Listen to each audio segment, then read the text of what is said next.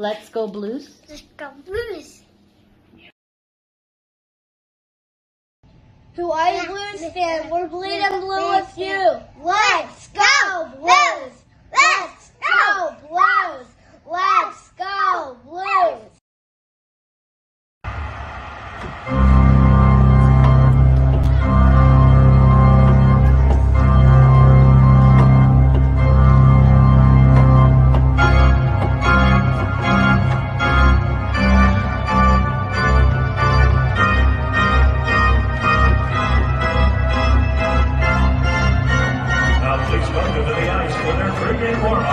Presented by Scott Credit Union. Yours. BlueNote Fan Report. Oops, I forgot to put myself in the studio. Oh, well, hey, how are you doing on this beautiful but rainy Hawaiian Saturday morning? I heard St. Louis had a frost. Oh, wow, this was pretty cool. Hey, man, we got a guest today. We are taking on the Edmonton Oilers, and one of the guys from Full Press Hockey reached out to me. We've had him on before. Let me give a big, huge welcome to Mr. Alex Stamp. Hello, Alex. How are you doing, bud? I'm great. How you doing, guy? I am really good, man. I'm excited for tonight's matchup. I think we're going to see something that a lot of people aren't expecting. What's that? Well, I think a lot of people are expecting the Oilers to be this juggernaut and the Blues to be this also-ran when they're really not. They're a much better team than any of the media is giving them credit for. Right? Who the Blues are? Yeah. Yeah. I mean, I had them pretty high on my preseason rankings. I put the Blues as taking their division. I still think that they're one of the most complete rosters. Maybe they don't have like that crazy runaway regular season success that we saw the Panthers have last year, but they come playoff time, they're my team coming out of the West for sure. Well, see, you're one of the few then, because the national media, I mean, there's a bunch of them that don't even have the Blues making the playoffs, right? That's silly. Whoever's calling that, they need to get off the air. Well, I originally said, and I'm going to stand behind this a little bit, I think that the Avalanche are going to have a hard time making the playoffs, to be honest with you, right? Absolutely. I think people have not really grasped the significant departures they had in the offseason. I mean, you lose a guy like Kadri, you lose a guy like Kemper. I mean, those are huge holes to fill. If anyone thinks that those are just minor player losses, they're silly. Those are hard hard holes to fill. So. Jeff Hirschman says he's worried about the game today. We need to come out on our toes. Well, the one thing that concerns me about this game, and we saw it in the last game with the Blues against Seattle, was this is a team that up until today had played one game in 11 days. So they've really played 2 games in 15 days, right? Yeah. That's incredible. I mean, the amount of rest that they've had between, to start the season. The Oilers are playing their 5th or 6th game tonight? 6th game, right? Fifth game. 5th. Yeah. Okay, the Blues are playing their 3rd, right? So what we saw against the Kraken was they came out with really, I mean, they were on fire, a team that wanted to play hockey. But the same thing that happens when you play 3 games in 4 nights happens when you don't play 1 game in 11 days. You get in the 2nd and the 3rd and you don't have the legs. Absolutely, right? Yeah. So the Blues had an extra day off. I'm worried about their legs. Now, Edmonton had a tough game. I had Connor. We have a guy that called himself Connor McDavid on here, MVP, and he's going, "Oh, the Oilers destroyed Carolina," and I'm like, "Wait a minute here. That 6-4 or 6-4 victory wasn't as strong as you think it was. I mean, it was a good victory, and I admit that. But Carolina was in that game all the way up until the last 20 seconds." Absolutely. Yeah, no, it was close. I wouldn't call that a runaway. I think it was a great litmus test for the Oilers, though, going up against the Hurricanes, who I think are one of the strongest teams in the entire league. The system they play under with Rod Brindamore, I mean, it's tough to score on him. So to put 5 past him, I mean, 6 was an empty net. So to get 5 on him, I think is a huge testament to the efficiency the Oilers offense is operating at right now. But allowing 4 goals again. Same old song and dance with the Oilers. Oh, see, that's the can't thing. play Jack defense. Campbell has had a horrid start. I mean, he's got like a 550, 560 goals against average. Now, he's played the Blues twice, and he has the same GAA against the Blues. Mm-hmm. Right?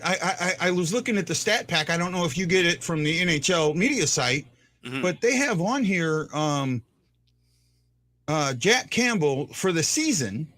Has 3 games played. He's got a 508 goals against average. He's 2-1, right? With 11 goals against, 76 saves, and 874 save percentage. Well, against the Blues, and let me scan down here, this number just leaped out at me. He has played 3 games against the Blues, started 2. He's 1-1 with a 5.60 and an 8.19 goals against average. Not the starter numbers you like to see, eh? Yeah, I mean, so if I was the Blues, if I was Edmonton, I'd put Skinner in. He's never faced him. I mean, you wonder about that, if it's like a mental thing and they're like, hey, you know what, seems like the Blues kind of have your number. Let's take a night off. But I know Jay Woodcroft is certainly wanting to get his starter, feeling his crease and taking control of that net. And so, I mean, despite the history against the Blues, I think, you have to get that starter going. I think you got to put him in. The Blues have scored, I think it's 4 goals in 4 goals or more, 5 goals or more in 4 of the last 6 games against Edmonton. Yeah, there. Right? In the last 10, Edmonton is 5-5-0 against the Blues, but the Blues are 5-3-2 against Edmonton. So they actually have a better record, and in the overall history, the Blues have a winning record against the against the Edmonton Oilers. I know everyone looks at McDavid and Drysdale and Hopkins and all of this and go, "Oh my God, look at the stacked team." I still think that McDavid, even 8 years in, has an issue with making the people around him better. It's like he feels like he's always got to do it by himself. And when he plays a team, and I'm talking about a team, he seems to struggle. Yeah, I mean, struggle for McDavid standards. I think he still gets it done. I remember talking about this with you last time I was on, and it's true. We have seen a bit of a pattern here with line mates not really matching up that well with McDavid, aside from Draisaitl, and it's been a real struggle for any coach of the Oilers during that McDavid era to find him stable wingers to play with. We thought we might get that with Puljujärvi to start the year, but he's already been relegated to the third line, and they're trying Yamamoto again. That had mixed results last year. I think the only consistent thing we have seen is Evander Kane on that line to bring any sort of stability and a person who can play with him. But that right side, it's still a miss. And as you said, when games start to get away from the Oilers and they're not double stacking that line with McDavid and Draisaitl there, you do see McDavid try to take over himself and not utilize, I think, a lot of the players around him. I mean, he has the ability to just grab the puck and go. And, we've seen him walk through guys 1-on-4 multiple times, but that isn't going to be the type of play that wins you series and come the playoffs. It might. You can do that against the Rangers. You're not going to do that against the Blues. Right. Yeah. Now, you talk about Connor McDavid. Now, I want to know if you think these are Connor McDavid-esque numbers. 18 games played, 6 goals, 10 assists for 16 points, a -4, 6 penalty minutes, 1 power play goal, no shorthanded goals, 1 game-winning goal, 1 OT goal, 60 shots with a 10.0 shot percentage with 21 minutes on ice. Is that not really right? Is that against the Blues? That's against the Blues. Mhm. I mean, I think that those are because the Blues are that good of a team. I mean, if you're putting up point per game numbers against the Blues, that's insane. That's so impressive. The Blues are deep. They play such a complete game. Uh, I mean, it's like we were saying at the beginning of the show. The media doesn't give them enough credit. They are so difficult to play against. When they get you in your defensive zone and they start working that cycle, it is so hard to be able to break it and get out the other way. So, I mean, I think those are good numbers considering it's the Blues. If those were numbers against a team like Columbus, I would be very concerned. Well, but see, so if you but the thing is, when you look at those numbers against the Blues, that's I bet you if you look at his average, he's almost a point and a half Absolutely. per game, right? I mean, this is a team that has him under a point per game, has him at a negative in plus minus, has him at only 10%, and I think career wise he's closer to 14 or 15%, correct? Yeah, I believe so. I don't know that number offhand. Yeah, but what I'm saying is this is a team. I know you look at that and by anybody else's standard, that is good. Mm-hmm. But when you put McDavid against, you take McDavid and you see what he does against other teams. This is below McDavid standards, is what I was trying to say. Okay. Yeah, I mean, for sure, it is. Yeah. Right. This is a team that can do that to him. Now he does score against them. Mm-hmm. Right. And like Jeff says, he's damn good. He is damn good, but the Blues frustrate him. Absolutely. Right? Yeah. They know how to take it to McDavid. I think they do some of the best in the league at getting McDavid off his game and frustrating him. And those stats right there just, it proves that. So, yeah, they play him hard. I actually think that both teams have possible Rookie of the Year candidates, right? You can't count out Jake Neighbors. I think Jake Neighbors has had a good start to the season.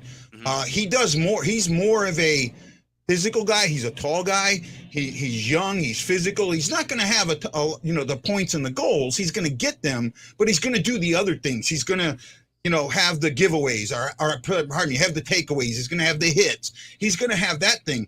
How is it what do you see with Dylan Holloway for Edmonton? What type of player is he going to be? Yeah, unfortunately, he's not going to be in this game. He took an injury in that game against Buffalo, got hit there pretty good. So unfortunately, yeah, we won't get a good look at him. No update yet on when he'll be back. Yep. I see him as being a really good, two-way guy. I haven't been able to watch too much of him, but he has that offensive flair. He has the ability to work off the half wall and get himself into open ice, which I think is something that's difficult to do at the NHL level. And for him to already be doing that as a rookie, that's really impressive to me. It stands out. His defensive game, you can see it's there. Obviously, the adjustment going from juniors and college hockey up into professional hockey, it's a huge leap. So that's something that will come. But that's just going to be from exposure and just playing in the NHL more, and he'll figure that part out of his game. So I see him being a strong two-way guy. I think he was a bit of a dark horse Calder pick. He could, but I don't know. I think that award is probably going to go to Matty up in Seattle. I think that a dark horse is going to get it this year. I really do. Right. I look at Neighbors and I know everybody, again, the national media has discounted the Blues. Mm-hmm. And I think when you watch Neighbors play tonight, you're going to, especially on the penalty kill, right? This kid is very strong on the puck on the penalty kill. I think he's going to end up getting and figuring it out by midseason. He's going to start getting shorthanded goals. Mm. Now, the one thing for the Blues is they do have an injury tonight. They are going 11-7, just like Edmonton is, because Buchnevich is out. Right.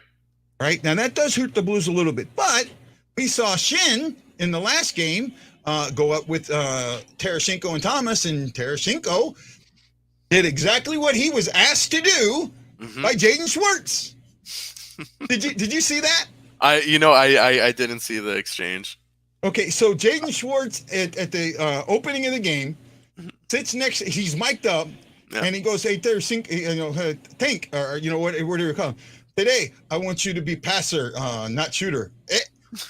So Fank obliged him with 3 assists. Yeah. Geez, that was something else. Right? And not only that, I don't think he gets the credit for that game-winning assist. He gets that puck right in front of the net, and a lot of guys, now he's got his back, he's got his back to the net. A lot of guys would have tried a backhand shot from there, being right in front of the net. Doesn't.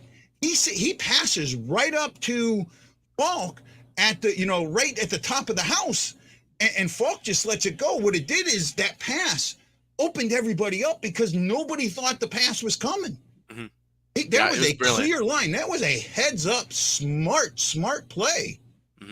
But by Tarasenko. I'll tell you what. Talk about another dark horse. I put Tarasenko as a dark horse for the Hart. Wow, bold call right there. Well, wait a minute. Okay, what pace is McDavid on right now through 4 games? You know how many points he's got? Sure. Just he's got through 10. He's 10 got points through 4 games. Points in 4 games. Yeah. You know how many Tarasenko's got through 5 or through 2 games?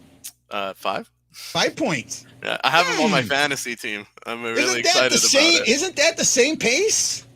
I mean, yes, it is very early in the. You're right. It is early, but here's McDavid had 3 goals in the first game. He was on pace for 240 something. Well, yeah, but here's my thing. Tarasenko had that breakout season, and this is a guy at 30 or 29, 30 had a breakout season last year, and everyone goes, "Oh, it's a one-off. That's not who he is." Well, he's coming right back.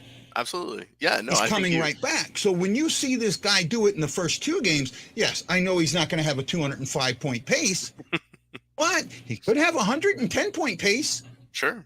Yeah. And if Tarasenko goes from 82 points to 110 points, he's getting Hart Trophy consideration. Oh, 100% he would. Yeah, absolutely. Right? Yeah, and you look at his season last year, runaway comeback player of the year.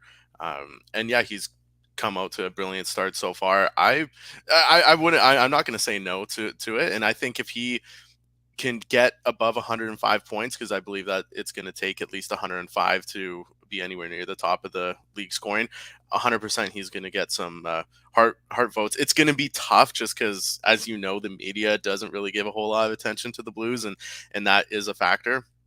But I don't know. I could see him getting some votes for sure. Well, yeah. So Jeff Horseman says, Alex, see what we have to put up with guys' love affair. Yeah. Yes, I have a man crush on Tarasenko. I lost my train of thought there. I was like, what love affair is going on? Yeah, Chris Shockey says Vladdy had a smile when he passed it like he knew Justin was burying it. Yeah, he did. He's playing with, well, not only that, we'll talk about goaltending here in a few minutes, but Tarasenko is playing with such a relaxed and just carefree, focused hockey that you look at him in the corners, you look at him in passing the puck, you look at him shooting the. He had a hell of a shot. I mean, Demko just stopped it. I mean, he could have had a goal and 3 assists. Well, a goal and 2 assists. That's how he was playing yesterday. And with him like that, I just think that he can really take this team and put it on his shoulders. And it's not just him that's having that type of season. Let's talk about goaltending. Now, we talked about Jack Campbell not having a great start. But let's talk about Jordan Binnington. Yeah. 2-0-0. I think he's got a .910 save percentage and a 2.13 or 2.2 goals against average through 2 games. Okay, I get it, 2 games. They weren't 2 easy games, and he's had to make saves. I used to say that Binnington never makes the save that you're not supposed to make. Well, against Columbus and against Seattle, he's made those saves. Right? He's made those saves. And if he continues to do that, absolutely. I think that between you take those two players, you take two players playing at the level that they're playing at, and it has to lift up everybody around you. Of course, yeah. Right? No, that kind of play is now, contagious. Tonight's game is really, or this afternoon's game. I can't say night and whether you just get used to it. But this afternoon's game is really a huge litmus test for the Blues, and I think it's a litmus test for Edmonton. But I also think Edmonton could come in going to sleep on the Blues. Yeah, I mean, Edmonton historically does terrible in afternoon games. Anything before 7 is bad. I mean, they always start slow anyway, so this might actually work in the Blues' favor, having not played as many games yet and having all this break time. They might be able to catch a sleepy Edmonton team here. Well, the Blues are the same way. They're not good in afternoon games either. However, I think that this could be an ugly first period. Well, actually, I think first of all, these are two high-power offenses, and you have to look at that. St. Louis is like second in the league in I think they scored 5 goals in the first and 4 goals in the second game. 4.5 goals through 2 games. Yeah. Ashley will be with us at the intermission. So, hey, by the way, just so you know, I do the show differently now. If you remember before, I did 4 shows. Yeah. Right? A new show. I just do the one show now. Okay. But during the game, I just take us out so you can, and then you can use the same link and come back in as soon as the intermission hits. Okay. Awesome. Right? So that way I'm not flooding the groups with 4 shows, and then guys can chat and during the game, and we know right away what they want to talk about. So they're I always say it's about the fan. This is the way the fan drives the show. Oh, that's awesome. I like that. Benny just doesn't make the saves you're not supposed to make. He plays the third D, leads the offense like a soccer goalie. Jason, yeah, we can see your name today, Jason. And that's another huge point, right? Binnington is probably made himself into one of the best puck-playing goalies out there. I mean, can you think of many that play the puck better? I think maybe one, and that's Tampa's goalie. I can't think of his name right, Vasilevsky. But even with Vasilevsky, you see, I don't know. I still think Binnington, is right there with him, if not better. Yeah, I mean, I don't know. I'm not sure I can rank goalies based off of their puck playing ability, but I got to watch a lot of Mike Smith in Edmonton, who was always regarded as one of the better puck moving goaltenders. And it's huge when you have a goaltender who can turn the puck up the ice and get it on the stick of a forward in full speed right away. Like, it's, as Jason was saying, that it's like having a third D man back there. It's huge. Yeah, it makes it really hard to gain the zone as the opposing team, and that's a big strong part of Binnington's game. So, well, if you want to know the difference between a puck playing goalie and one that doesn't, look at the playoffs last year for the Blues. When Husso was in net, he had one good game. And then after that, Minnesota in games 2 and 3 absolutely threw that puck down there and went in on the forecheck. Right? They were beating the Blues off the forecheck. That's why they won games 2 and 3. Binnington comes in game 4, and all of a sudden there's no forecheck. And not only that, you have Marc-Andre Fleury, who doesn't play the puck, and the Blues just did the same thing that Minnesota did. They went on the forecheck, and it paid off in dividends. Binnington wins 3 straight. Now against the Avalanche, the Blues in that first game. Now I say this, I mean, as a hockey person, right? You watch that first game at Colorado played against the Blues, and Colorado played the perfect game against St. Louis. They played the perfect game, and it still went to overtime. Yeah. And they almost lost that game. Right? That's how good this team is or was. And here's the thing that I think the entire media has missed. And it's the fact that St. Louis changed 2 guys, really. That's it. They changed the backup goalie and Perron. in hockey, and maybe you agree with me, chemistry means more in hockey than any other sport, because it's not a star-driven sport. Mm-hmm. Yeah. It is the team sport. You have to play offense. You have to play defense. You have to do it all. Mm-hmm. That is Blues. That is the hockey straight up. And with that, it changes the game completely. And when you have a team that plays that way, and again, that keeps all those players, all that chemistry, it's going to pay dividends. Absolutely. Yeah, it's usually why you see when teams have these big shakeups in the offseason or at a trade deadline that, they don't see those dividends right away. It takes a while for all those players to, get used to a system, gel with one another, and develop that chemistry. So the less tinkering that you can do for your roster when you're already at the top, like the Blues are, that's the ideal, scenario to be going into your season with. Yeah, I mean, Perron, I love what that guy brings to a team. I think that is a bit of a loss for the Blues, but grand scheme of things, I think that they're gonna do all right still. Well, the thing is everybody's. You take Perron off this team. You take the one guy off the team, and you put him on another team, and everyone goes, "Oh my God, look at this huge hole." Well, actually, he was fifth in points. Wasn't first. Mm-hmm. He was fifth. Right now, you take Kadri off a team where I think he was second or third in points.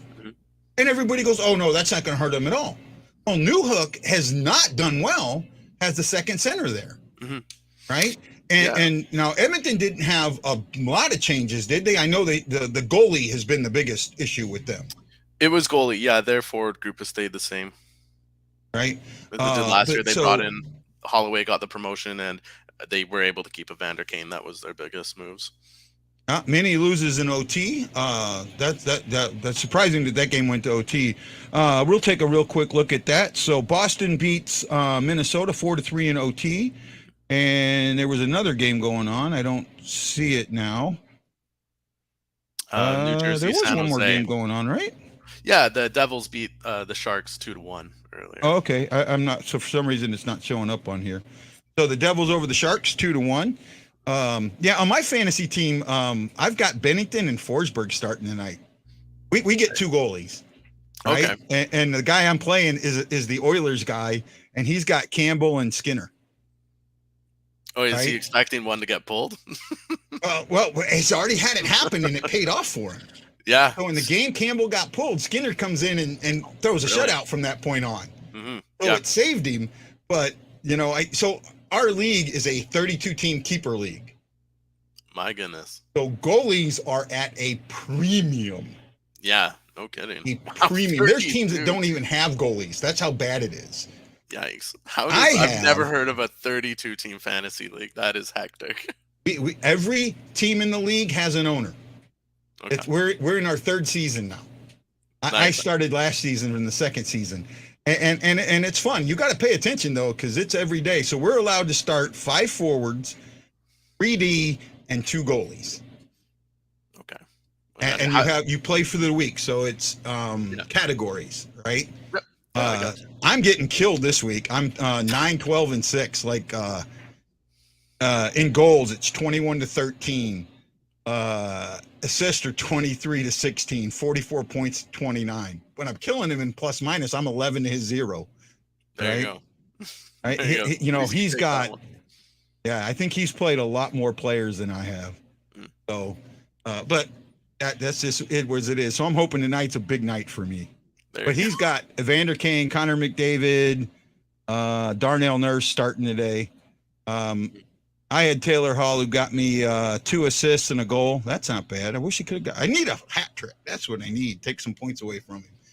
So, what is your expectation for tonight's game? Or at least you don't have to for the night, but first period tonight's game. What are you expecting? I'm expecting it to be sloppy. Both teams. I don't think it's going to be all that tight to start. Just from how Edmonton typically starts. a little slow on the back end. Again, afternoon games not really their forte. So I see kind of a lot of broken plays that are going to probably lead to goals. I expect there to be. I won't be surprised to see 2-2 at the end of the first. Um, and then I think both sides will smarten up and tighten up their game, and we should see a pretty good battle the rest of the way through. But I'm expecting to see more offense than defense in this one. So. Yeah, I see. I kind of went back and forth in this. A lot of times when you see a game like this and you go, "Oh my God, this is going to be an offensive game," it turns out to be a 1-0 or a 2-1 game. You know. Right. Problem is with this game is, yeah, it could be that, but my concern, but you have Jack Campbell on the other side, right? So there's a goalie that the Blues can exploit, but then Edmonton has Connor McDavid, the player that can exploit the Blues. So, I'm going back and forth between 2-1 or 6-5. Yeah, right. Right. Yeah. I mean, I guess I'm going to throw both scores out. I'm going to say if it's a 2-1 game, I think Edmonton wins this. Right.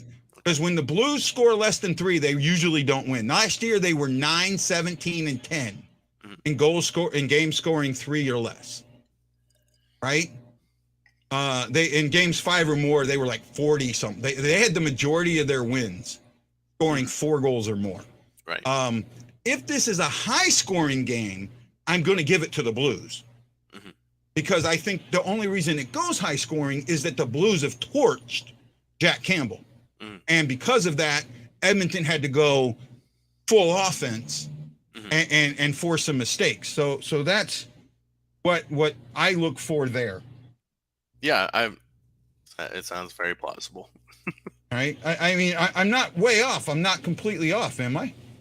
No, I think that's probably where it'll be. I have a hard time seeing this one being a low scoring affair. Just it's early in the year. We're seeing a lot of high scoring games. Teams, every player, every system is taking a little bit of time to settle in and get going. And so same thing here.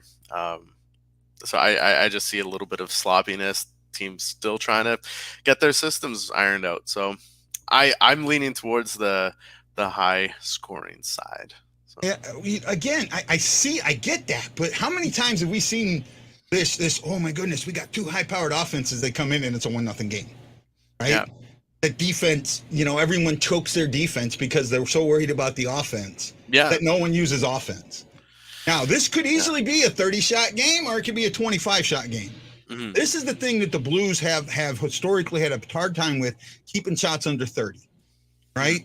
If they can do that, if they can keep Edmonton shots under 30, they have a good chance to win. If Edmonton shots go above that, I think that Edmonton has a chance to win. But then again, you look with Edmonton against Carolina. Carolina took 40 shots. Yeah, Edmonton loves giving up shots. That's their thing. Well, it looks like the game is just about on. Right? Oh, yeah. So we'll call it a show here. We'll be back at the intermission. Will you be with us for the intermission, Alex? Yeah, I'll come hop on. Okay, sounds great, man. So we have Alex through the game. We're getting it from both sides. You're getting Oiler talk. You're getting Blues talk. Hey, man, Alex, again, thanks for coming on, man. I really appreciate this. Oh, hey, thanks for having me. It's always a pleasure. So, hey, everybody, this is Guy the Y Blues fan saying aloha mahalo, and we'll see you at the first intermission. Aloha.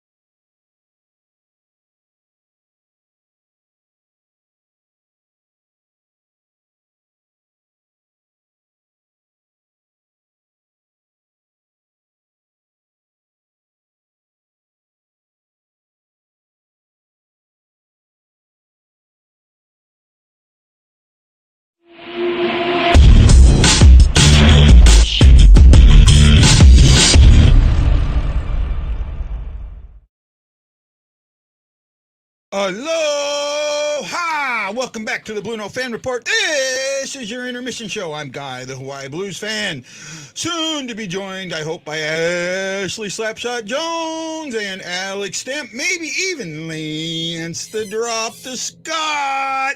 Well, I mean, I can't say I'm surprised. I can't.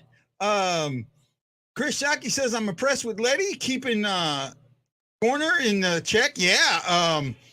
Connor, I'm telling you, the McDavid got 2 shots. That's it, right? Let me see what McDavid had here real quick, because I got 2 shots on goal, a takeaway, and a face-off win. That's it, right? This has been a lot of times when you get 2 offenses like this, teams get so defensive that you get these low-scoring games.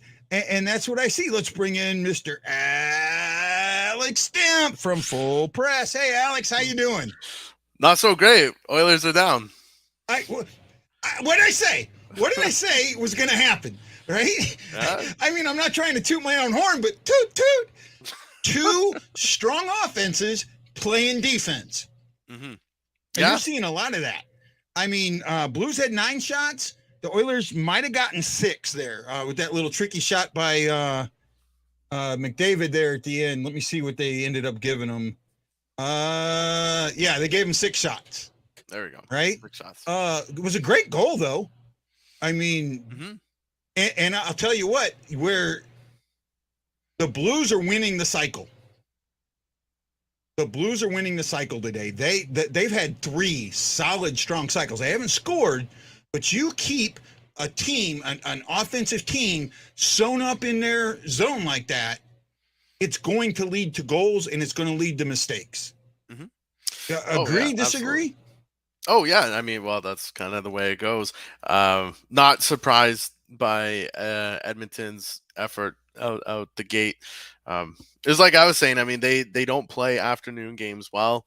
It's a tough thing for I think for any player to be starting at in the afternoon. It's just out of your rhythm, out of your routine. But hey, Blues are also doing the same thing. But just all my years watching, covering Edmonton, I never see them start strong. So it was good to see some of them catch their legs in the final 5 minutes of that frame. Yeah. I think they're lucky it's only 1-0 though. Yeah, I agree with you on that. Yeah. The Blues are learning how to pass, and that's the problem because Shen passed up. Shen took a pass that he should have shot. I think he had a open net. I think he would have if he doesn't beat Campbell, Tarasenko's right there for a rebound. Right? And Tarasenko, oh man. But what is going on with this guy? Come on, you got to admit, that was a hell of a pass back to Falk in the right spot, or Krug in the right spot. Yeah, no, it looked good. Yeah, no, he's Krug feeling himself early. What he did is he skated over there and he created space. He created the space for Krug. If you noticed, Edmonton's 2 guys on the left moved over and left that center wide open. And it might have hit something on the way in, but still, it was a good shot either way. I think it beat him clean. I'm not 100% sure. Did you see if it beat him clean or not? It looked clean. Yeah.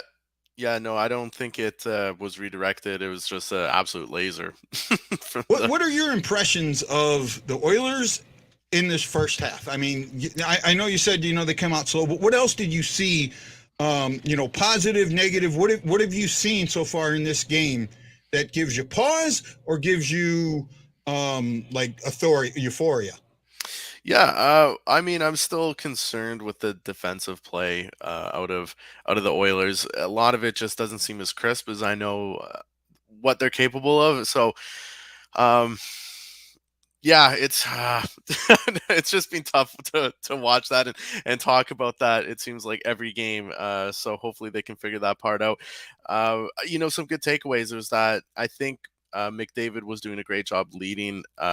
In the second last shift he had a nice little pickpocket in the offensive zone. You could just see an extra step in him. His legs were moving. I think that kind of got the rest of the boys going. seeing that, but they weren't able to establish much in the offensive zone. There was no real cycle at any point. A lot of their passes were not tape to tape. They were catching players, but like behind or too far forward. Again, it was like I was saying. I was expecting some sloppy play in that first period. It was exactly what we saw. Hoping they can clean that up though. So. Well, we were expecting sloppy play from both teams though. Right? Yeah, I didn't really see that from the Blues. They looked really sharp. Not overall. I mean, there was some, there was a, Kyrou had a giveaway where he tried to, a turnover where he tried to do that drop pass there at a bad spot. But yeah, other than that, and I'll tell you what else. We talked about it at the beginning. I know he only faced 6 shots, but 3 of them were quality chances. And Binnington looks like, and yes, I'm going to say this. He looks like Vasilevsky or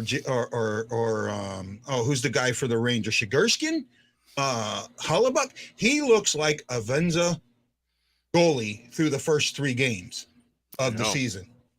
Whew. Hot take. Well, Binnington for the Vezina. You know why I can say that? It's not that it's just here. I'm going back to the preseason. He gave up 2 goals in 8 periods of hockey in the preseason. And some of that was against high-end guys, right? And he pitched a shutout against the I think it was the Blackhawks right there at the end. He's playing. This isn't like, he had a mediocre preseason, then he's all of a sudden doing this. This is continuing. Yeah. And this is going all the way back from the playoffs. This is the same Binnington we saw in the playoffs. And Absolutely. If he continues this, if he has a 2.0 and a 920 save percentage, tell me he doesn't get Venza votes or is a front runner for it. Yeah, I mean, numbers like that, you're definitely getting votes. So I still think, obviously, a little early, but I'm not surprised by Binnington's performance to start the year. He seemed to have a chip on his shoulder with the whole, I think, debacle over where he stood in the crease, and then obviously what happened in the playoffs. I think he's coming in with a big chip, and I'm not surprised to see how his start has gone so far this year. I had him as one of my comeback players of the year. Looks like it so far. So yeah, he's making me look smart. Welcome. You know Alex. You remember Alex from before? Ashley, yeah. I always enjoy when Alex joins. So what are your impressions of the first period there, Ash? I thought that it was a really good period for the Blues. I like how they were keeping McDavid pretty much at bay. I mean, he got his first shot with 3 minutes left of the period. I like what we're seeing. Yeah, I am in there. Darkness says Binnington always better with a chip on his shoulder, and he's playing with a smart chip. It's not this angry chip. It's a calm chip. It's a calm chip. It's a yes, I know I can do this. Yes, I belong here chip. And that's so different from what he played with last year. Because in 19, that's the chip he played with. Not an angry chip, but that, yes, I belong here chip.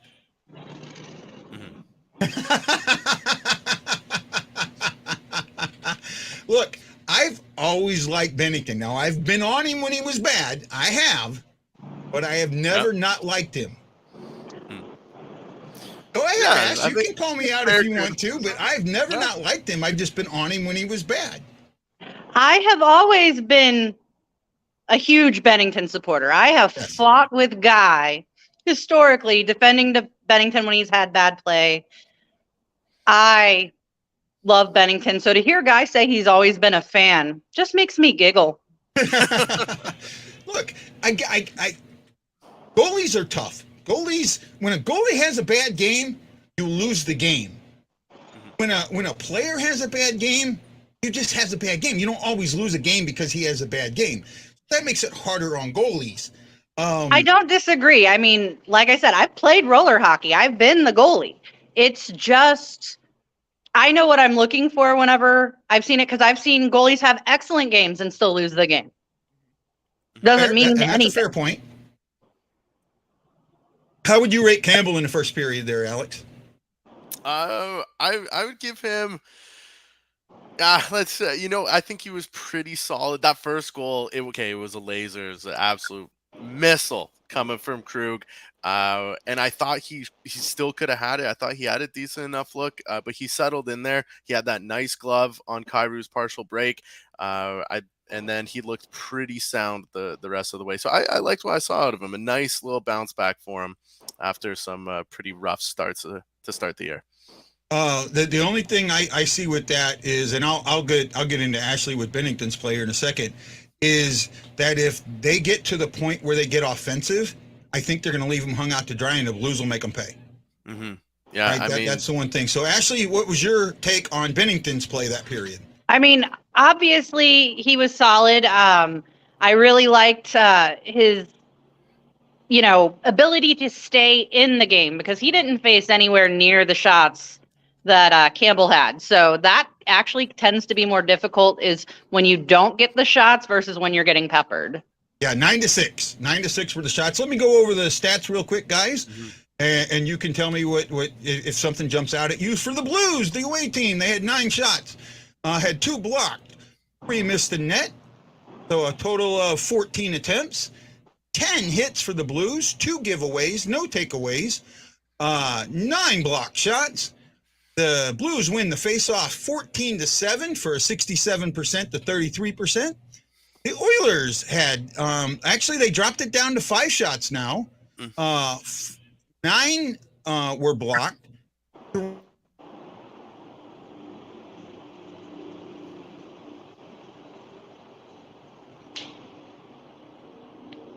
Did I freeze or did Guy freeze? Guy froze. Okay. Well, that's a good look for him. I was going to say, yeah, you know, I've seen worse froze faces. There we go. Jump ball gets a power play goal from Vladimir Tarasenko and Braden Shen at 5:04, and that was the only penalty, a tripping penalty to Drysdale at 4:03 of the first. So I'll start with Ash. Anything stick out to you? I mean, the Blues have obviously dominated the first. I just really hope they can keep it going in the second. And Alex, anything that stuck out to you? This played out exactly how I thought it would. Right. So, well, for me, what stuck out was the giveaways and takeaways. Mm-hmm. Right. The fact that Edmonton was able to have 6 takeaways and 6 giveaways, and the Blues had no takeaways and 2 giveaways. That's been an issue with the Blues. You know, they seem to have issues with picking pockets or not, you know, giving that puck away like Kyrou did. So that kind of stuck out to me. The 5 shots, to only getting 5 shots, really sticks out to me. And if the Blue now, last season the Blues were the best team in the second period. So far this season they haven't been, but last season they started out the same way. So do they change it here? Scoring chances were 3 apiece. And D's and turnovers 4 for the Oilers and 3 for the Blues. And I got the attempts right, 17-14. Yay, I can do math. Kyle Terry says getting picked too much. Yeah, that's what I got. Okay, we'll start with Alex. What is your expectations for the second? I think we're going to see a little bit more emphasis on trying to establish control of the offensive zone. The Oilers were at the end of the period slowly starting to get their legs. Looked like they were, you know, having a little bit more of a presence in the offensive zone. So I expect to see more of that. It's a classic, get the pucks deep, you know, hit them hard in the corners. I think we're going to see a ramp up in the physical play and just trying to get away from that finesse side of the game and try and grind one out early, get themselves on the board and go from there. Ashley, what are your expectations for the second? I mean, I really think that Edmonton's going to come out like Alex said. So my hope is to see the Blues have the answer for that, for them to anticipate that and not allow it to happen. The one thing that I did see in the second or in the first, and we talked about this in pregame, was Binnington's play of the puck. He did take the forecheck of Edmonton away. Edmonton's going to have to bring the puck in, and I think I'm hoping the Blues are ready for that. The one time that McDavid was able to get in there with some speed, he was able to break out, and the Blues weren't ready for it, and, you know, Benny had to come up big. So if they keep coming in like that, then we've got to, the Blues are going to have to pay attention to that strongly. But I think what the Blues need to do right now is make sure that they keep their legs, because we talked about this at the pregame show, that, you know, having this only 2 games in 2 weeks, your legs could fail you. And, you know, Edmonton played a night ago. Are their legs going to fail them? I don't know. So that's something that I think we need to pay attention to. All right. We'll stick around if anybody's got anything else here. Like I said, guys, so just so you guys know, the way I do this now, we can't talk once I pull you out, because it doesn't allow me. Once I pull out, the mic's mute. Right. So I have to mute the mics, but I pull it out in this way. But you know what you guys can do? Make sure you keep doing this. Keep watching the show and chatting in the chat, so we know what you want to talk about. I thought the power play was good. I thought the cycle was amazing. And I also liked how disciplined the Blues played, because I didn't see any like real penalty that the refs could have called and didn't call, at least in my eyes. Yeah. Well, I mean, it's definitely tough to draw a penalty when you're not, you know, holding on to the puck and creating a cycle. So Oilers made life easy for the Blues, I think. Well, yeah, but I mean, but we kind of talked about this. The Blues discipline has got to be there. Mm-hmm. If it's not, you're giving them too much time.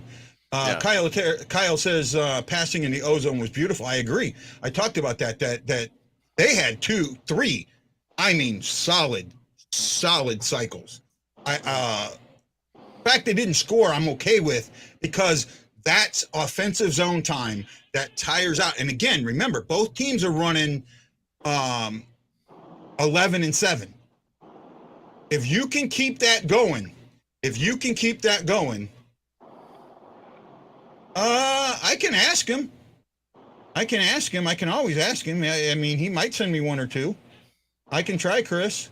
He's my buddy. Well, I'd like to think he's my friend and buddy. So that's where I'm at right now on that. Predictions for the second, Ash? I'm just hoping to see the Blues, you know, continue to move the puck well, especially in the neutral zone. I'm not used to seeing such good neutral zone play from them, and I want it to continue. Oh, absolutely. And Alex, your prediction for the second? I'm gonna go a goal apiece. Yeah, I think we'll see. You're thinking 2-1? Yeah, I think 2-1. So my 3-1 prediction's looking a lot better, ain't it? It's gonna open up in the third. You just watch. It's gonna be 6-5 by the end. Okay, guys, we are almost back. So this is Guy for Alex Stemp from Full Press Hockey and Ashley Slapshot Jones saying aloha mahalo, and we'll be back for the second intermission. Stick around, put your comments in, let us know what you want to talk about. Aloha mahalo, and we'll see you at the intermission.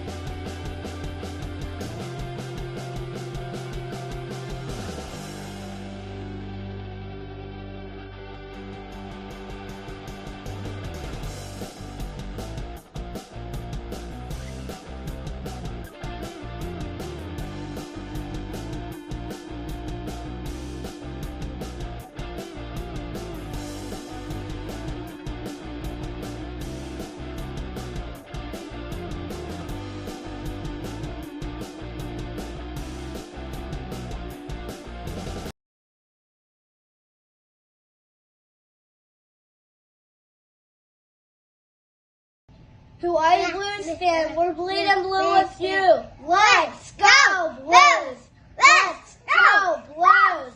Let's go, Blues!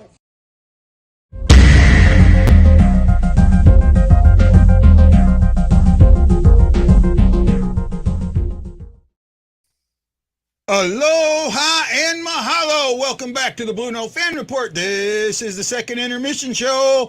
The Blues outshot 10-5 in that period, but owned that period. Sorry, Alex. I'm sorry. They own that period. You think so? 10 shots, maybe 2, 3 were quality, but everything the Blues did was quality that period.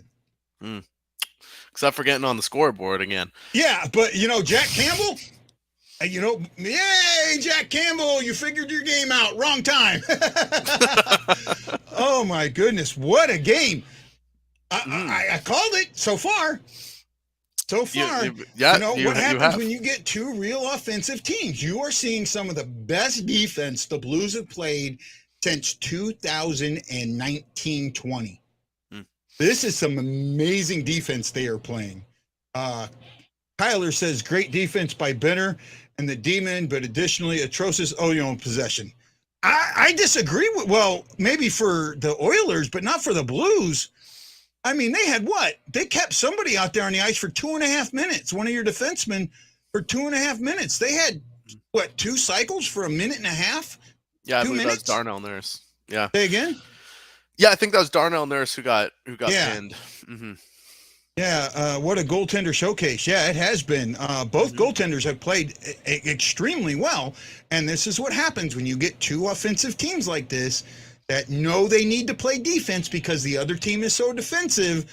Offense goes away, but you get this incredible amount of really, really high-end offense, meaning, the shots that we've seen have been spectacular shots. I think it was Hopkins that fired the one that Binnington made the save from his knee, which is probably a save of the year candidate. But wow. The Hyman line was stuck. Yeah, they just played. I'm excited, man. I'm excited for the third coming up. I really am. Any quick impressions before we get to the stats for that period? Yeah, I mean, just it kind of played out how I thought the Oilers would come out in that period. They had a lot more jump and they were generating some chances there. Put 10 shots on goal that period. It was what I expected to see, the way that they closed out the first. So it was good to see them carry that through. Yeah, no, I'm not saying that the Oilers didn't play good. They did. Oh, it's just a battle. It's a battle. Huh? It's just a battle out there. Yeah. Both teams are playing really strong on both sides of the puck now. I think we were seeing the game start to open up a little bit in the back half of that second period. I hope that carries through into the third, and maybe we get to see a couple more goals here. But great play by both sides. This is a low-scoring game. This is what I thought.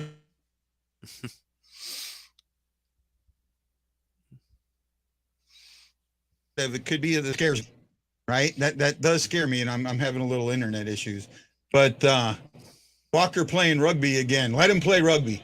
Walker's Tarasenko. I forget who that was on. Was that on Hopkins when Tarasenko came down there and skated in front of him and forced him wide without touching him? I can't remember the play. It was so good. The puck went down. There was I think it was Parayko and Tarasenko got back and got in between the Oiler and the puck and didn't touch him, but because he got there, he forced him away from the puck. Right? It was a really solid Tarasenko play. I like the Thomas Vladdy line. Hey, Marianne, how you doing? Matt Lowe says Blues held them in the offensive zone for over 2 minutes straight at one point. Dude, what are you talking about? Yeah. I feel like a few too many turnovers, need more high scoring chances. I thought they had some good scoring chances, man. I mean, how many higher scoring chances? The score should be 3-1 right now. Maybe 3-2. Right? We should see more than one goal. Absolutely. Yeah, there's been some great saves made on both ends. So, here we it was Leon that he made the play on. Tanks taking ownership on the ice. I seen that. Okay, let's cover the stats real quick. Let me get up here. Okay, here we go. Blues 14 shots. They had 5 that period. They had 8 blocked. They had missed the net 8 times at 16. That's 30 attempts. Do if my math is right. 22 hits by the Blues, getting in there. Giveaways up to 9. Takeaways went from none to 5. Had 15 blocked shots. They are winning. The Blues are winning the faceoff battle 18-11 for 62% to 38. The Oilers got 15 shots. They had 10 in that period. They had 15 blocked. They've had 5 missed the net. Makes 20 or 35 attempts, so 5 more attempts than the Blues. They've had 24 hits, 2 more than the Blues. 8 giveaways, 7 takeaways. The Blues were able to keep that number down. I think it was 6-6 in the last period. And then 8 blocked shots. No goals, no penalties in that period. For shots, leading the shot way is Jordan Kyrou with 3 for the Blues, and Bouchard and Kulak each have 3 for the Oilers. Anything leap out at you there, boss?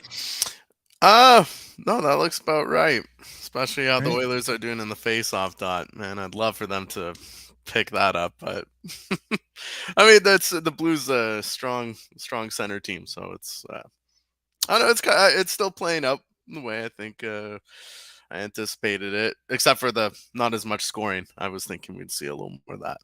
Well, here's McDavid's line for tonight. Are you ready for this? Let's hear it. 1 shot on goal, 1 takeaway, 2 face-off wins. Oh yeah, they're playing them good, and I think what we're gonna see from the Oilers is their third line, centered by Ryan McLeod, Jesse Puljujarvi on the right side, and Warren Foegele on the left. They've had some great chances so far this game, and just being handcuffed.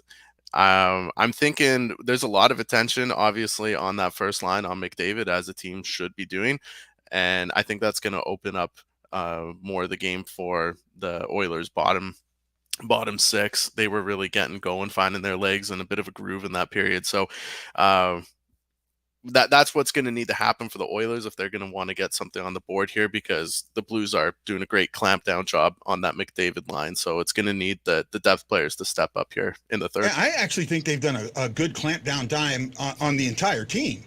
I mean, here's a team that, last season averaged, was giving up 32 points a game or 32 shots a game, and they've held the Oilers to 15.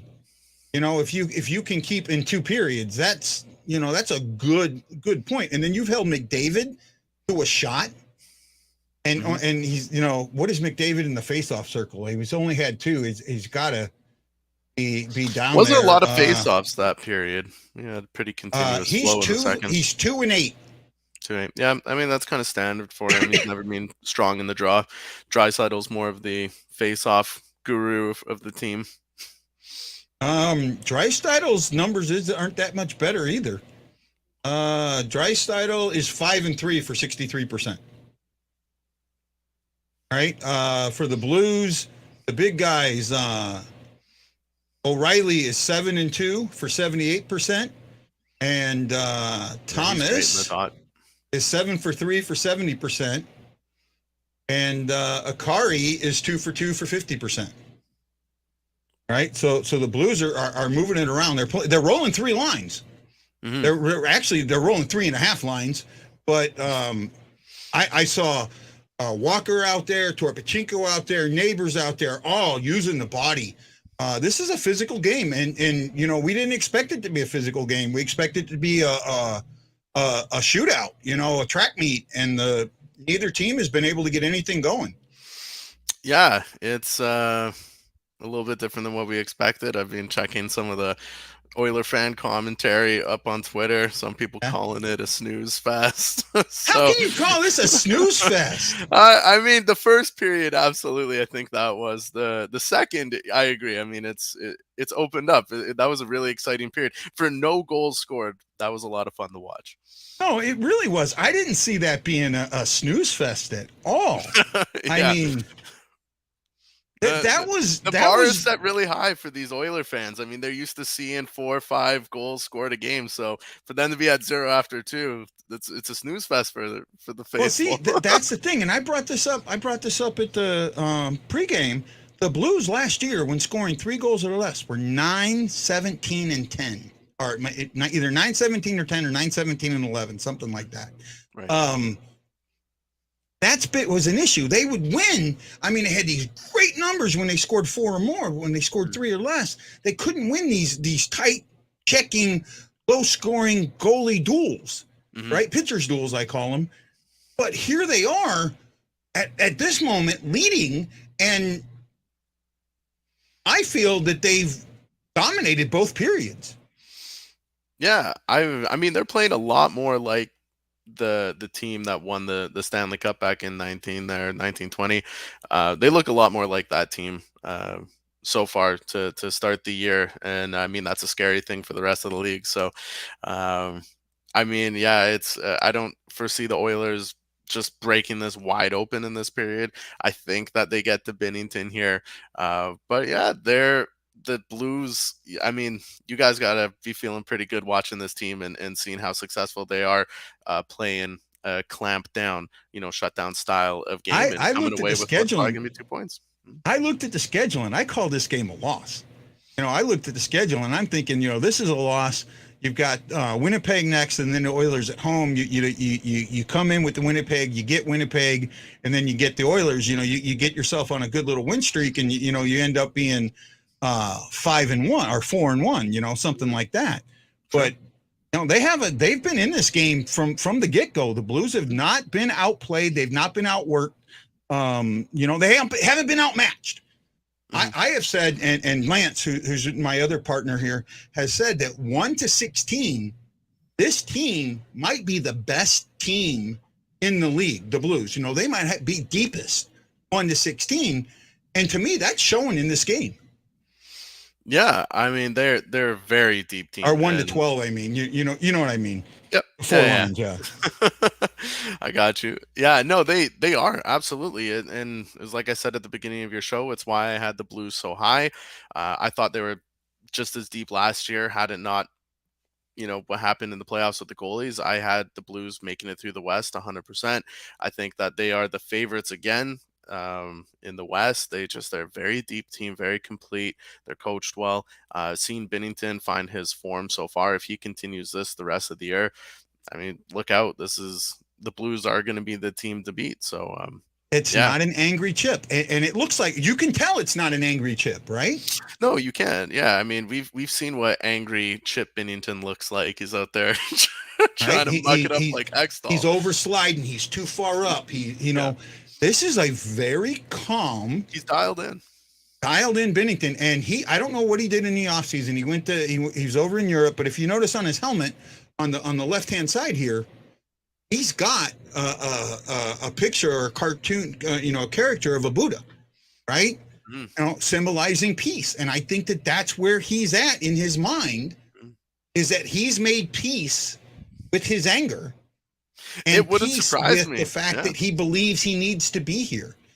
Hey, I got the attempts right. 35-30. Scoring chances 9-7 for the Blues. D-zone turnover 7 for the Oilers, 4 for the Blues, and we covered faceoff wins. That's going to be the big thing. So what is your expectation, or what do you think is going to happen in the third? Well, it's got to be cold in Edmonton, and I think they're a little diesel engine right now. As this game continues to go, they're getting better and better. They're finding their legs. They're getting a little bit more rhythm. I expect to see them build off that second, more offensive zone time, more chances, and it's they just got to get one past Benner, and maybe they can open it up. So maybe the Blues don't play disciplined can gift the Oilers a power play, and I think that's what they need here. So, but I see them building off it. I see the Oilers doing well, but I know the Blues aren't going to roll over. They still look like they have their legs, and they were pushing the pace just as much as the Oilers were. So I expect to see a real good push from them again in the third, and it should be tight the rest of the way. Should be a good finish. Yeah, no, I'm with you. I have not seen anything that makes me think that this isn't going to be the same game going down. I mean, this could very easily end 1-1, 1-0. Mm-hmm. Yeah, could very easily end 1-0. You have two top end goaltenders playing at their mark, and I think Campbell needed this game more than Binnington. Sure, but absolutely. Binnington is showing that he needed this game too. Mm-hmm. Right. Yep. And I don't think a lot of people in the league looked at this as a test for the Oilers, but I think the Oilers made it look like a test, thought it was going to be a test. Right? Yeah, I'm sure they did. I'm sure Jay Woodcroft had these guys in here saying, hey, look, this is a very realistic Western Conference final. Each time we play the Blues this year is going to be an important game. It's going to be a very telling game. And if they came into this thinking that it was like, it's not going to be some sort of a litmus test, they would have had the wrong mentality. And I just couldn't see them approaching the game that way. This is a big test for them after coming off the Carolina, where I thought they did extremely well. This is another good test against a team that's built very similarly, I would say, the Blues and the Hurricanes in terms of depth and style of play. So they kind of had a barn burner with Carolina, and now they're seeing what happens when a team plays shutdown D, and that's going to be the style of game that you'll see mostly in the playoffs. So I think this is a really good indicator of of what the Blues are capable of and just how difficult they are to play against. I got it. I agree. Jeff Horseman says, I'll take OT right now. And Chris Shockey, early season playoff game. Yeah, it's got that feel. Mm-hmm. It's got that feel. It's got that. This isn't – see, the Oilers kind of know that almost every game they go into, they have a target on their back because of McDavid and Draisaitl and Hopkins. Sure. But the Blues, up until the bubble – they had that target on their back, and it's gone now, but they're not playing like it's gone. They're playing like that target's still on their back in this game because, a lot of teams come in with Edmonton and they just roll over in the first period. Sure. Yeah, no, they do. Yeah. I think some of them kind of get a little starstruck as well. You get caught watching McDavid, whoa, and you're off your game. You're not focused in, but that's not this Blues team there. They do not care of. Are you? I gotta ask. Are you impressed by the Blues and what you've seen so far? I'm not. I wouldn't say I'm surprised by it. I'm impressed.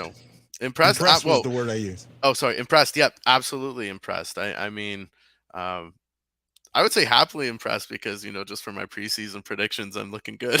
But no, very impressed. This team they're the real deal. They really are. And to see them, playing as well as they are early in the year, that's a great sign. But it's a scary sign for the rest of that Western Conference. But yeah, very impressed. We play 3 games against the Oilers. I think it's 2 away for the Blues and 1 at home. The 1 at home is next week on Wednesday. Yeah, that's Wednesday. Right. So good one. Okay, so the game's almost on. Alex, will we have you for the post-game show? Yeah, I'll hop on. Okay, Absolutely. Sounds great, man. Stand by, guys. Keep the chat going. That was a really active chat this time. I really appreciate it. Let's see what happens. This is Guy, the Hawaii Blues fan, for Alex Stemp from Full Press Hockey, saying aloha, mahalo, and I'll see you at the post-game show.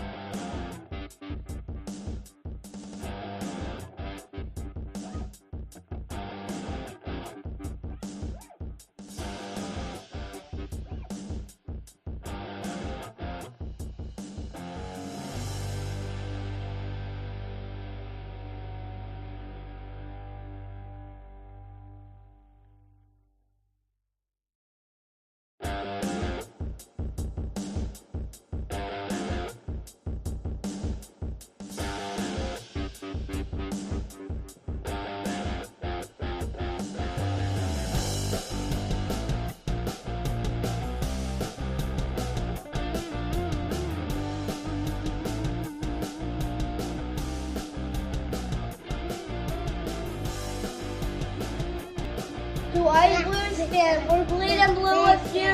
Let's go Blues! Let's go Blues! Let's go Blues!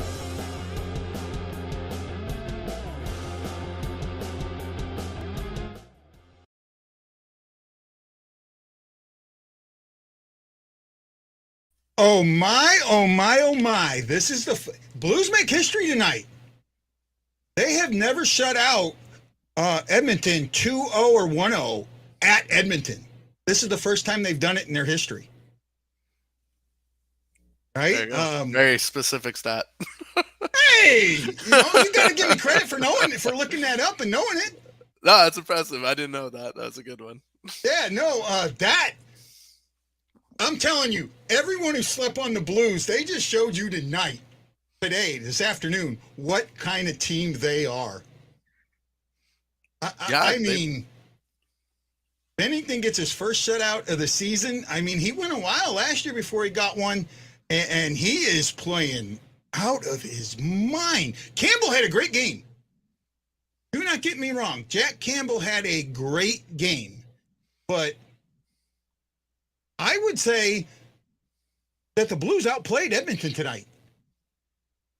Would you? Or do you think it was even up? Or no, I think it was a fairly even game. I think on both sides we had an excellent.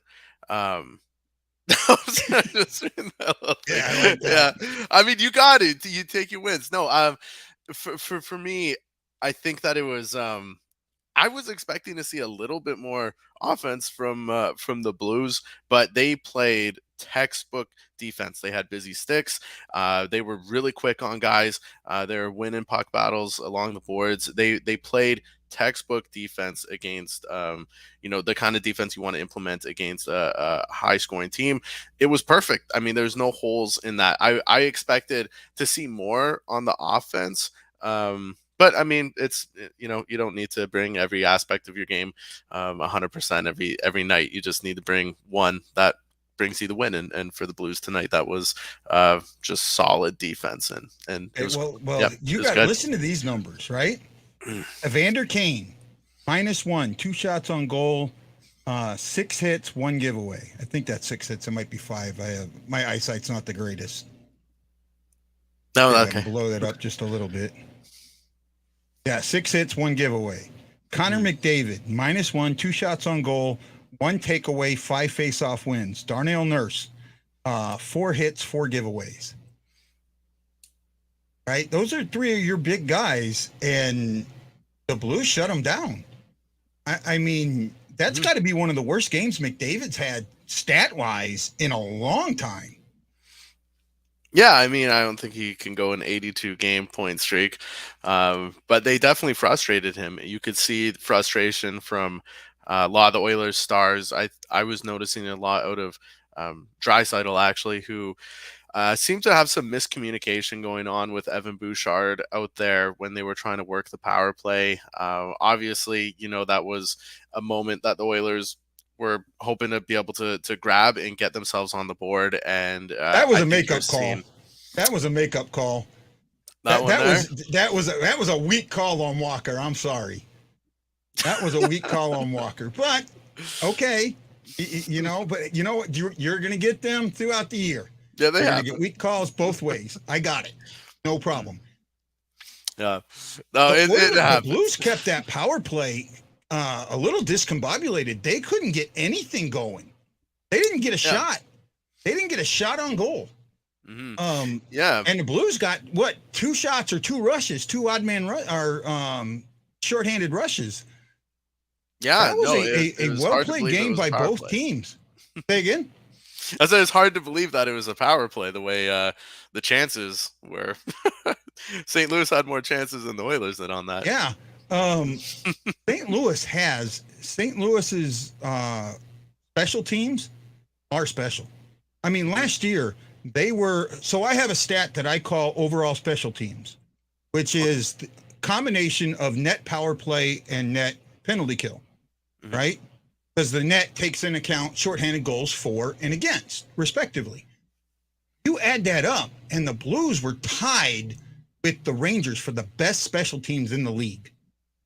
And the Blues were the only team that had they were second in power play and fifth in penalty kill. And it's continued over. They've only given up. They've only had 4 shorthanded attempts, but that's a disciplined hockey team. Yeah, they are very disciplined. Absolutely. I mean, like you were saying, you thought it was a makeup call for the Walker there. And aside from that, I mean, there was no penalties that the Blues took. They really impressive. Actually, I think that was the most impressive part of the game was how strong they were able to play defensively, how active they had their sticks, but kept it all in check and didn't find themselves shorthanded really at all that game.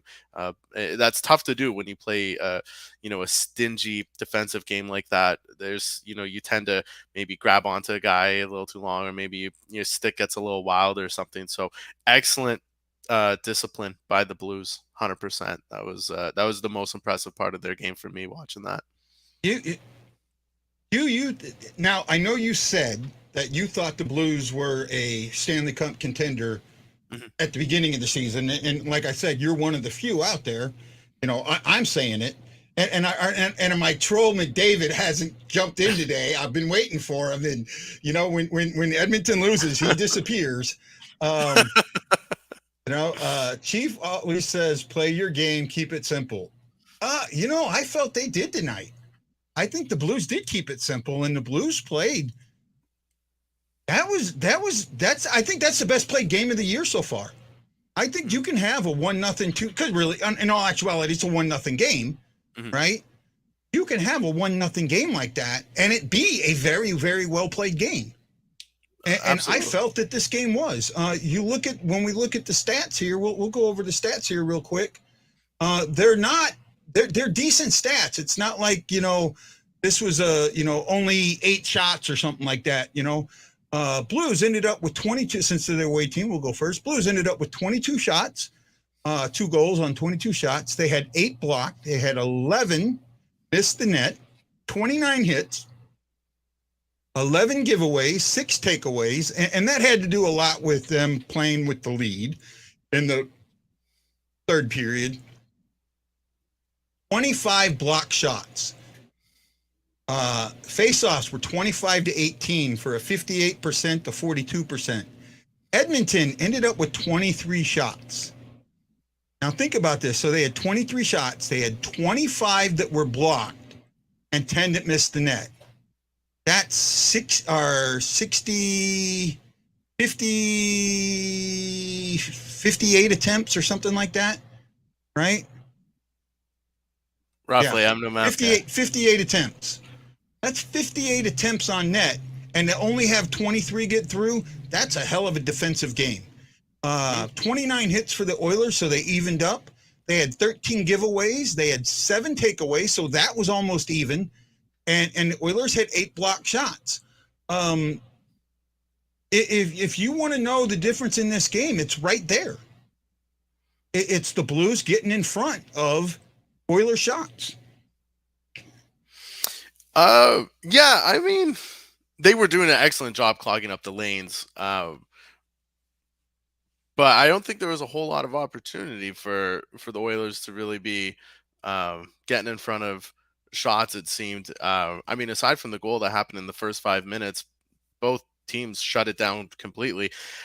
And there was a whole lot of chances, like high quality chances. I think there was like a few, but not a whole lot of high slot action, a lot of perimeter stuff in this game. And I mean, the Blues play that style of game so well.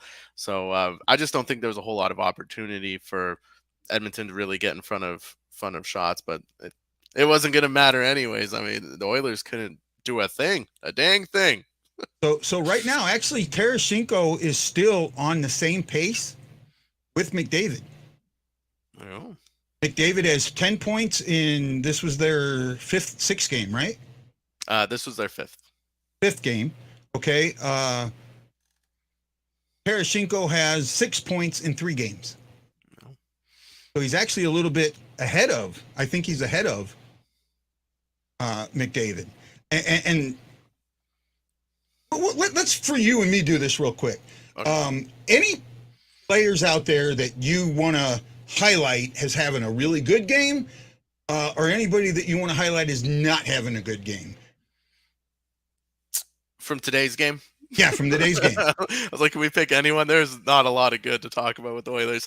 Bad game for me. I was actually really disappointed in two players on the Oilers. One being Evan Bouchard. I wasn't. He just seemed out of step a lot of the game. Like I was saying before, there seemed to be some miscommunication on the power play. There was also a couple times when going to keep the puck in the zone. It gave the impression that he didn't have a whole lot of urgency in trying to play that puck. He almost seemed to be playing them nonchalantly, and those pucks got out of the zone. And these were plays that happened in the back half of the third period, and that's just not the style of play you want to see from a defenseman who's taken on a larger role on that Oilers blue line. So I was disappointed in that. Darnell Nurse as well. There was some play. I mean, he got pinned a lot of that game, and I think fatigue was setting in, and perhaps his mistakes were a result of that fatigue. But I mean, he's their $9 million man. He needs to be their workhorse. He can't be having moments in games like that if he is getting tired and making plays that aren't helping the team. So I mean, you can't. No player ever plays all 82 games perfectly, but those were two players on the Oilers. Just a disappointing performance from them. Yeah. Who was the second one? I missed the second one. Oh, Darnell Nurse. Okay, Nurse. I thought so. I wasn't sure. Mm-hmm. Yeah, no, I was with you on that. I think you got to add Kane too, right? Mm-hmm. Kane was non-existent. He had one or two passes in there, but other than that, he was non-existent. On the Blues, I can't find a player that played bad. I can't. If they got to shut him. Say again? Tough to pick one. I said, yeah, they shut him out. Tough to find one. Well, yeah. Well, okay. If you want to go and pick anybody on the Blues, I saw some mistakes by Tarasenko. He's a young rookie. Mm-hmm. Okay, but Neighbors was in there a lot. Saad had I can't really say anybody had a poor game. Yeah. No, right? I thought Neighbors was pretty good. I mean, that's a rink he's really familiar with, having spent time with the Edmonton Oil Kings. So he's familiar with that arena there. Yeah. Hey, Jeff, Buchnevich was invisible because he didn't play. That's good. Guy, don't be biased. Not every Blues player had a great game all at the same time. Well, okay. Who did you see on the Blues that you felt didn't have a good game? To be honest, I don't think any of them had a bad game. I think they all played well. I don't think it was I would say their forwards. Like, I wouldn't say that all their forwards had a great game, because there was only one goal that was scored, but they all played sound defensively. So I mean, it's hard to. I wouldn't say anyone was off their game for St. Louis, at least on the defensive side of it. Sure, you can nitpick and be like, Tarasenko should have had some more offense, but that's just really being nitpicky. I think all around they were strong in the face-off dots. They played well defensively, limited the Oilers' chances to mostly perimeter stuff. It was a sound game. Maybe they had that insider knowledge with Craig McDavid on the Blues bench. He knew how to exploit the Oilers a little bit. So Rosen had 5 minutes and 19 seconds for 8 shifts. He had 1 shot blocked. He had 1 hit and 2 giveaways. Okay, so Rosen didn't have the best game. Right? I can go that. I can say Rosen, but he only played 5 minutes. He was the 7th defenseman. He only was on 8 shifts. He spent most of the game on the bench. Okay, so let's go with the good. Who's your good on the Oilers? Well, I mean, I'm going to go with Ryan McLeod on this one. Just edging out Campbell. Campbell, obviously, 1 goal against. He played a great game. I don't think he was tested a whole lot. So, I mean, he did what he had to do for facing the 21 shots he did. But Ryan McLeod, I like what I'm seeing out of him. For anyone who watches a lot of Oilers hockey, he's been a bit of a project for the team, and it's good to see him have that kind of a game. Yeah, he didn't get on the score sheet, but you can just see how his game is evolving. He's becoming a lot more confident with the puck. He was really moving his legs, driving that third line. They weren't rewarded for any of it, but that happens sometimes. But that was a great game that I think him and that line can build off of going into the next one. And then, of course, yeah, it was good to see Campbell not let in 5. So well, I'll say that's my good from the Oilers. Okay, I need to admit that I was wrong about every Blue having a great game. I didn't say great, I said good, right? Right. So Rosen didn't have. I mean, he had 5 minutes on the ice. Okay, he didn't have a great 5 minutes on the ice. If I go from good on the Blues, I could say, Binnington, Tarasenko, O'Reilly, Neighbors, Thomas, Kyrou, though he did have some mistakes, they weren't big mistakes, but they were, you could see what he was trying to do. You could see what he was doing. He got robbed twice by Campbell, right? So, I can just sit there and I can name everyone. Walker was everywhere. Now, John had sent me Saad had a good game. Say again? Saad had a good game too. Saad had a good game. John Walker had sent me something, or John Hefner had sent me something, and he said that I'm only hearing about 8 names. Well, he's listening to the radio. I heard every name called, with the exception of maybe Rosen, except 1 or 2 times because he was barely on the ice. But it felt like they were constantly in the game. And you know what? I think we do too. I said that all along. I thought Akari was an upgrade. Akari was an upgrade. Akari, I mean, you see that block? He took that shot right on the shoulder, and like it didn't even drop down and got back right up. Like it didn't even phase him. Ashley, who are you? Well, we'll go. You missed the bads. Any of your bads? Any bads for you? Not that I can think of. I thought it was a really well played game. You may not have heard Barbie, but Barbie was out there a lot. Barbie was doing a lot of quick passes. That's why his name wasn't getting said. The puck was getting to Barbie, and he was getting it off fast. He was dishing that puck fast. So, but Barbie was in there a lot. I'm happy with Barbie. I was happy with Barbie. Who were your goods? Obviously, Binnington. Falk had another phenomenal game. I was really impressed with their defense. Mikkola took a good block shot too.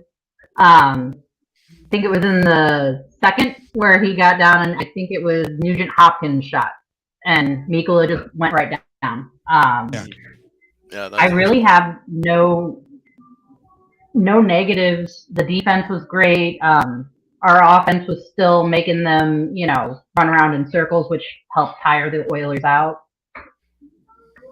Right.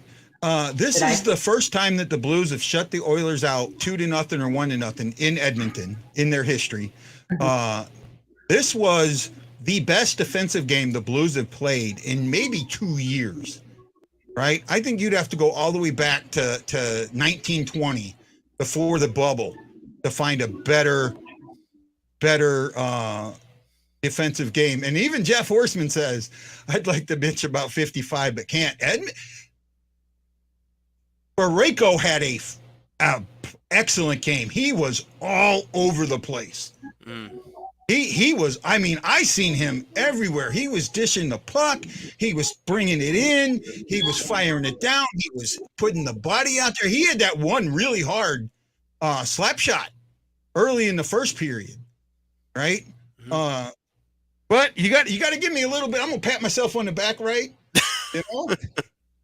I kind of called this game, right? Yeah. I said it was gonna go 1 of 2 ways. Well, you gave yourself 2 outs. You're like, it's either big. Well, I didn't take the medium, right? There you go. Medium. Fair enough. But this was, a lot of times, and you saw this. You saw St. Louis play very defensive in the first period. Saw Edmonton play very defensive in the first period. St. Louis gets that lead, and Edmonton tries to open it up, but St. Louis stays defensive, and they capitalized on Edmonton mistakes. Now, they didn't put him in the back of the net, but they had long cycle shifts, right? They had long offensive zone times. They were really running it. Looking here, the D-zone turnovers were 10-6. Scoring chances were 12 apiece, right? Shots 23-22, like I said. Statistically wise, this game is pretty close. The big thing is the blocks. St. Louis keeping the puck, keeping Edmonton to the outside, and not letting good, solid pucks get into Binnington. Not letting, the people getting in front of him and the chips and the rebounds and the deflected shots, there just weren't any. And then there really wasn't. But then you also got to look at that save he made.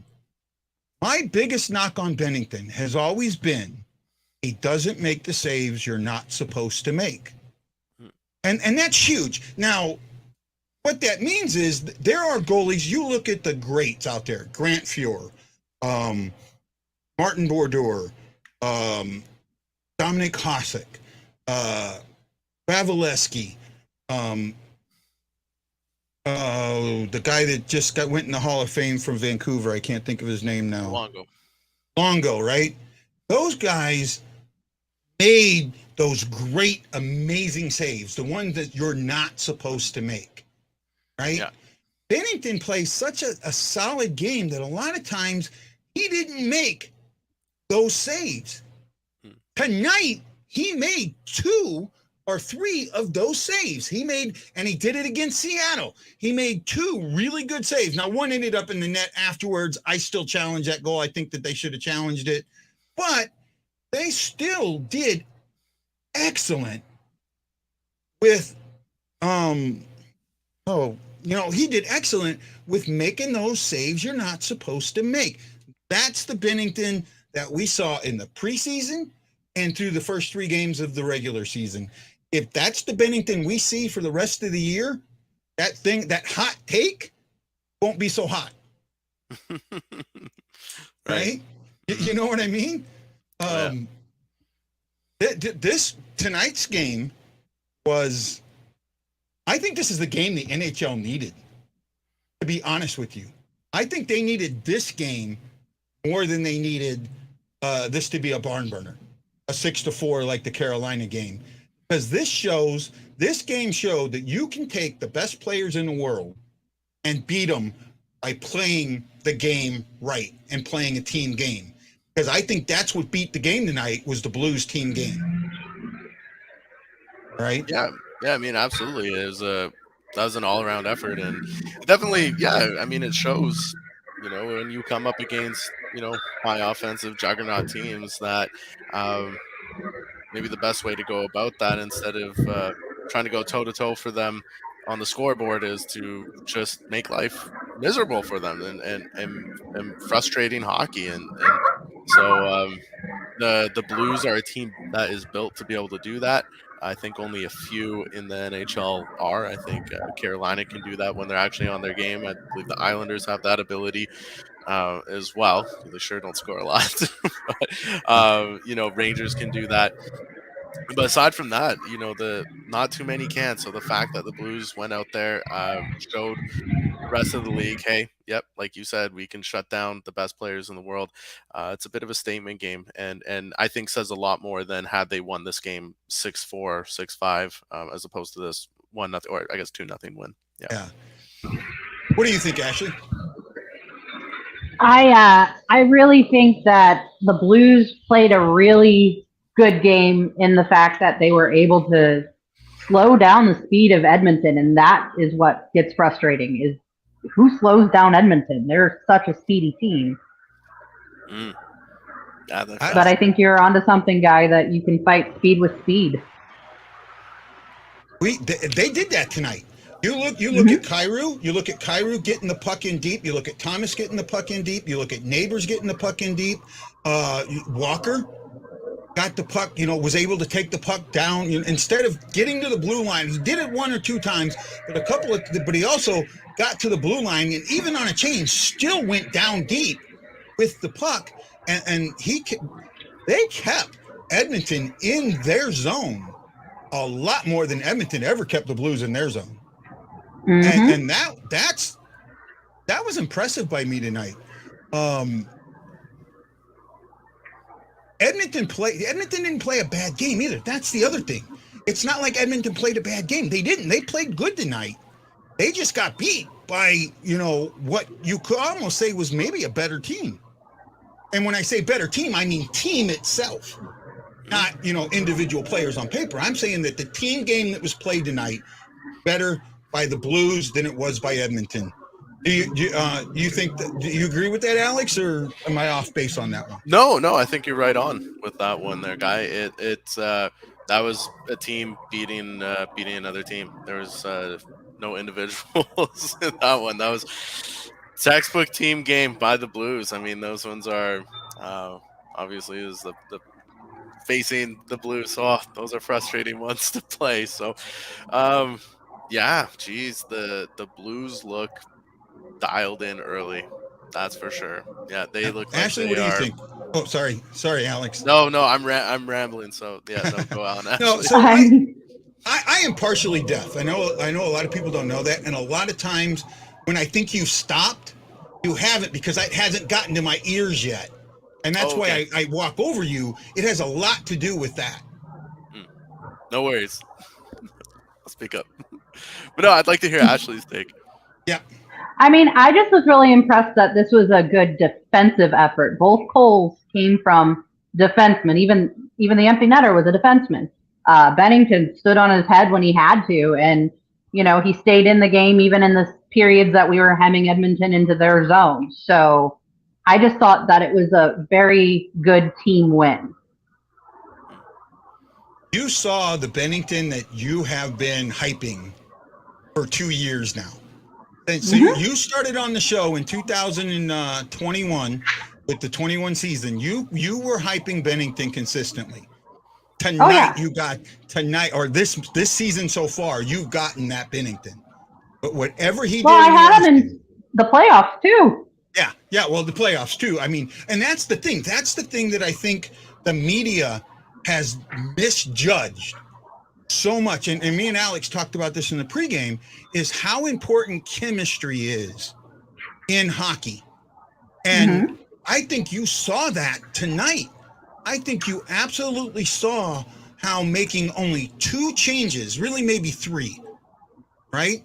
If you look at who was on this team, the only guys played tonight that were not on last year's team were Neighbors, who actually did play a little bit last year, Levo, and Akari. That's it. Levo didn't play tonight, did he? Oh, Levo didn't play tonight? I thought he did. No, we went 70. Okay. So then it was just Neighbors and Akari. Right? Let me double check. Neighbors, Akari, Rosen, who played a little bit last year. Yeah, so that's it, right? And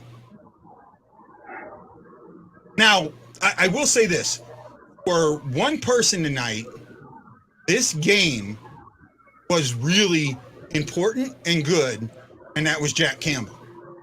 Jack Campbell absolutely needed that game tonight. You want to talk about that a little, Alex? Yeah, no, for sure. You're absolutely right. Hugely important game for Jack Campbell. Obviously, he hasn't had the start he was hoping for coming in as the Edmonton Oilers' #1 netminder. But there's a lot that goes with it. I think it's difficult for goaltenders when they switch clubs. They've got to get used to an entire different way of playing.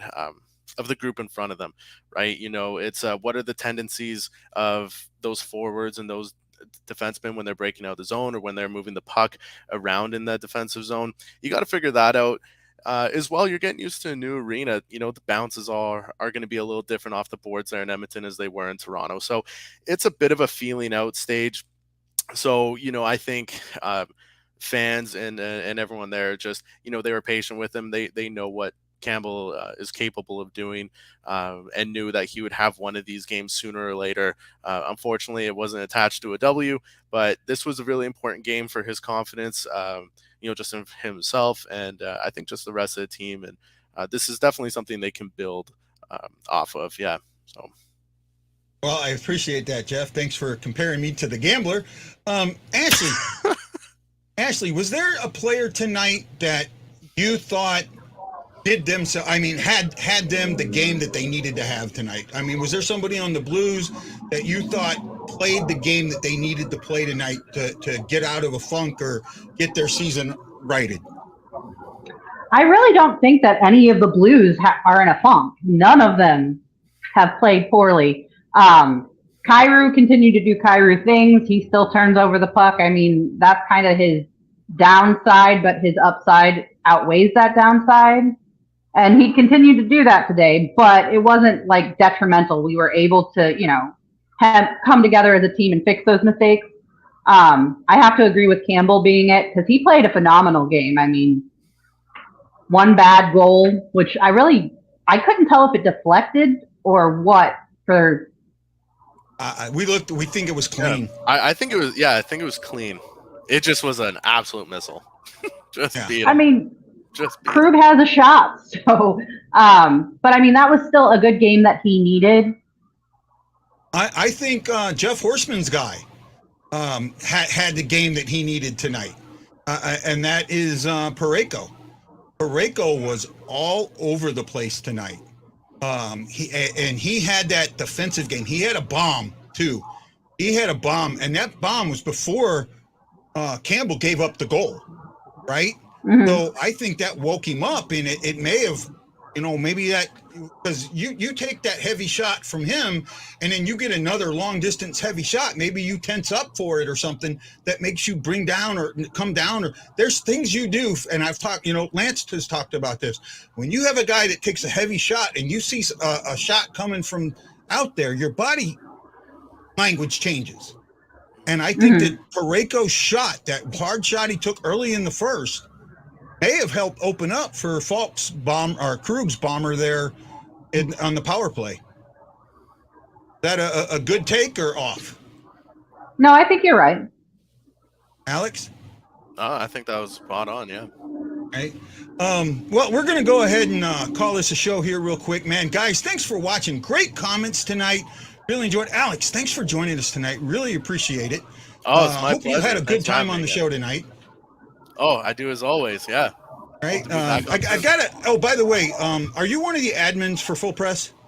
I am not, no. Okay, no, I got to talk to them. I can't remember my password and stuff. I got to start writing again, and right now they're the only place I can write. I got to get my life back into that, and I think I'm a pretty good writer. Need to get back to it. Yeah, Ashley, reading some of your stuff. Hey, again? I said I'm looking forward to reading some of your work. Well, I appreciate that. Ashley, great job tonight. Thanks for showing up when you can. I know you've got some technical problems that you're working on, but I greatly appreciate it. Alex, are you coming back next week? Yes, I believe the game is on Wednesday, so I'm available for that. Wednesday game. Are you on the East Coast or are you Central? I'm out in the East. Yep. East. So the game is 8 p.m. Central for you. So 7:30 is the pregame show. Okay. Right? Perfect. Sounds good. I'll be there. Right. Guy is the bomb. I appreciate that. Well, hey, everybody. Thank you so much. No show tomorrow. We'll be here Monday for the Jets. I think that I got to double check the time. I'll post that show here in a little bit. So catch me for the pregame on Monday. This is Guy, the Hawaii Blues fan for Alex Stemp. Man, tongue-tied. Alex Stemp from Full Press Hockey and Ashley Slapshot Jones, my wonderful, wonderful friend and co-host, saying aloha, mahalo, and you got to know. Hawaii Blues fan, we're bleeding blue with you. Let's go Blues! Let's go Blues! Let's go Blues! Love it. Let's go Blues. Let's go Blues! You got to know I'm bleeding blue with you, and I'll see you Monday night. Aloha!